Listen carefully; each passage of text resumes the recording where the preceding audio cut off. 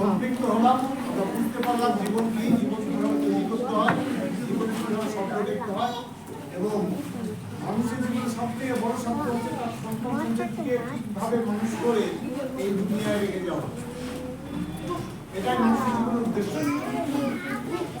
আর এটাকে যারা সফলভাবে করতে পারেন তারা সফল মানুষ।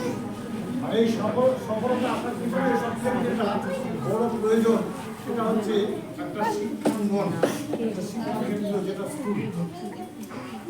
আর শিক্ষা ছাড়া আর কোনো ধরনের কোনো রকম কোনো ব্যবস্থা নেই জীবনে উপরে ওঠার। সেই শিক্ষা ব্যবস্থার মধ্য দিয়ে আমরা যাচ্ছি, আমাদের বাচ্চাদের নিয়ে আমরা সেই অভিজ্ঞতার মধ্য দিয়ে যাচ্ছি। আর সেই অভিজ্ঞতাগুলো যাতে আমরা সবাই সমানভাবে এটাকে